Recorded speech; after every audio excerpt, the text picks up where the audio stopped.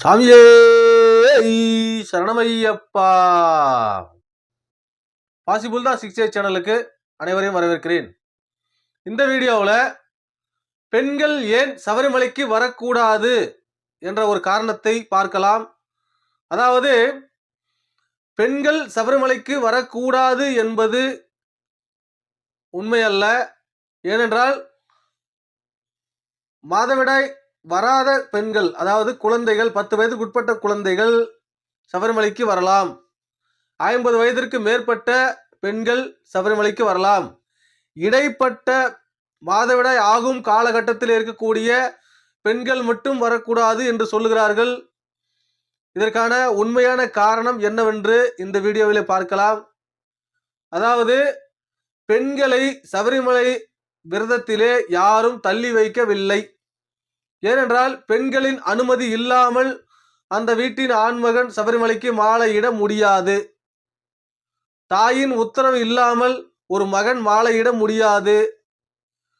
மகளின் உத்தரவு இல்லாமல் ஒரு ஆண்மகன் மாலையிட முடியாது. இதை அனைவரும் புரிந்து கொள்ள வேண்டும். ஐயப்ப விரதத்திலே பெண்களுக்கு ஒரு முக்கிய பங்கு உண்டு என்பதுதான் உண்மை. இதுல மாதவிடாய் ஆகும் காலகட்டத்தில் இருக்கக்கூடிய பெண்கள் வரக்கூடாதுன்னு சொல்றதுக்கு மொத்தமா 2 காரணம் தான். முதல் காரணம், 41 நாள் விரதம் பெண்களால அந்த மாதவிடாய் இல்லாமல் இருக்க முடியாது, ஒரு காரணம். 2வது காரணம், சபரிமலைக்கு நம்ம காட்டு வழியா போகும் பொழுது அங்கே இருக்கக்கூடிய விலங்குகளுக்கு மோப்ப சக்தி அதிகம். அந்த மோப்ப சக்தியின் காரணமாக உங்களை பார்த்தீங்கன்னா தாக்கிறதுக்கான வாய்ப்பு அதிகம். அதுக்காக தான் நாம மாதவிடாய் ஆகும் காலகட்டத்தில் இருக்கக்கூடிய பெண்களை நாம் சபரிமலைக்கு வர வேண்டாம் என்று சொல்லுகிறோம்.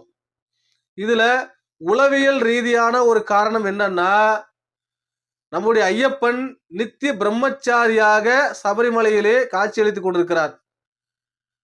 அவர் பிரம்மச்சரிய விரதம் மேற்கொள்றது இல்லாம நாமளும் அவருக்கு மாலை போட்டு பிரம்மச்சரிய விரதத்தை மேற்கொள்றோம்.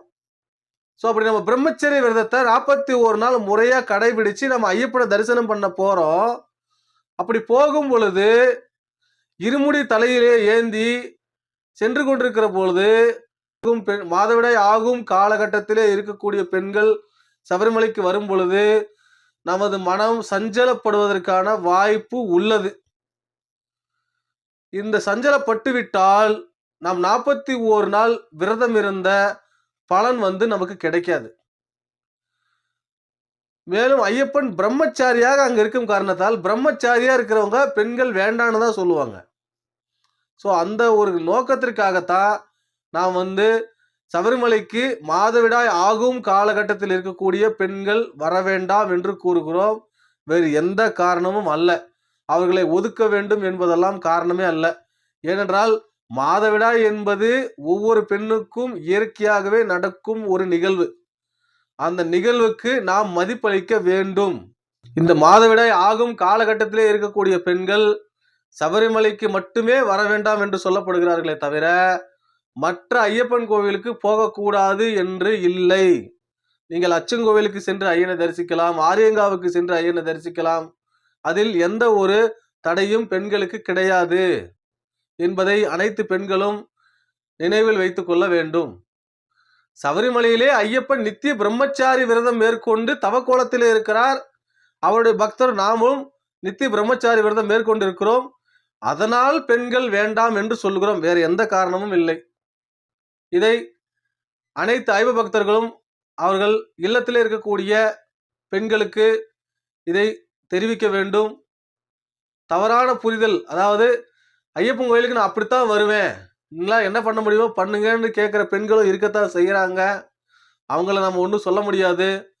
இது மனசாட்சிக்கு உட்பட்டு நடக்கக்கூடிய ஒரு செயல்தானே தவிர வேற எதுவும் இல்லை. சாமியே சரணமையப்பா.